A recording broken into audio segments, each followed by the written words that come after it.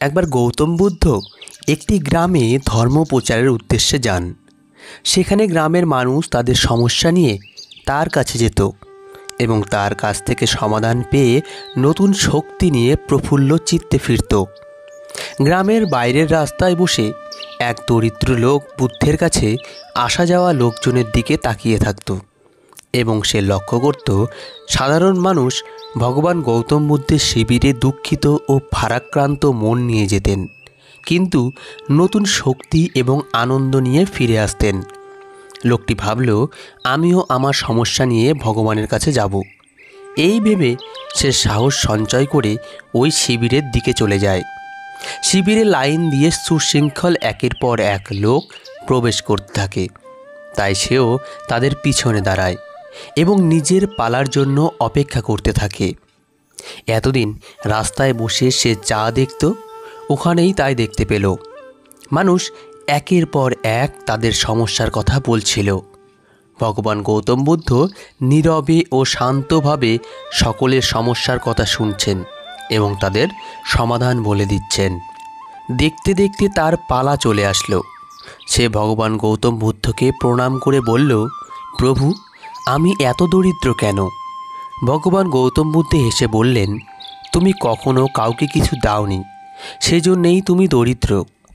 এই কথা শুনে লোকটি ভগবান গৌতম বুদ্ধের মুখের দিকে অবাক হয়ে তাকিয়ে থাকলে তারপর সে বলল, আমার তো দেওয়ার মতো কিছুই নেই। আমার নিজের বেঁচে থাকাই খুব কঠিন। মাঝে মাঝে আমাকে ক্ষুধার্ত থাকতে হয়, খাওয়ার মতো কিছুই থাকে না। আমার নিজের বলতে তো কিছুই নেই, আমি খুবই গরিব। ভগবান গৌতম বুদ্ধ শান্তভাবে বললেন, তোমার দুটি ঠোঁট আছে, তুমি যে কাউকে হাসি দিতে পারো। তোমার একটি মুখ আছে, তুমি যে কাউকে প্রশংসার কিছু শব্দ দিতে পারো। তোমার হাত আছে, তুমি যে কাউকে সাহায্য করতে পারো। যে ব্যক্তির এই তিনটি জিনিস আছে সে কি করে গরিব হবে? আসলে দারিদ্র্যের অনুভূতি তোমার মনের মধ্যে আছে। মন থেকে মায়া দারিদ্রতা দূর করে দাও, মানুষকে দিতে থাকো, তোমার দারিদ্রতা আপনা আপনি দূর হয়ে যাবে। এই কথাগুলো শুনে সেই ব্যক্তিটির মুখ উজ্জ্বল হয়ে ওঠে। সে তার প্রশ্নের উত্তর পেয়ে যায়, ফলে তার মন থেকে সব দারিদ্রতা চলে যায়।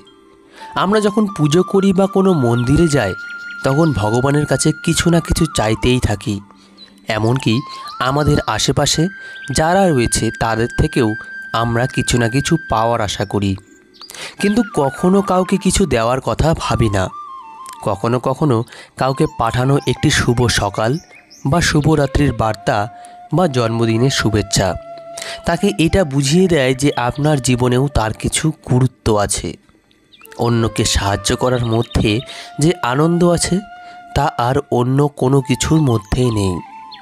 তাই মন খুলে হাসতে থাকুন, অন্যের কাজের প্রশংসা করুন এবং বিপদে অন্যদের সাহায্য করুন। দেখবেন এই পৃথিবীতে আপনার চেয়ে সুখী আর কেউ হবে না। আজকের গল্পটি এই পর্যন্তই। গল্পটি ভালো লাগলে অবশ্যই আমাদের চ্যানেলটি সাবস্ক্রাইব করে আমাদের পাশে থাকবেন। ধন্যবাদ সবাইকে।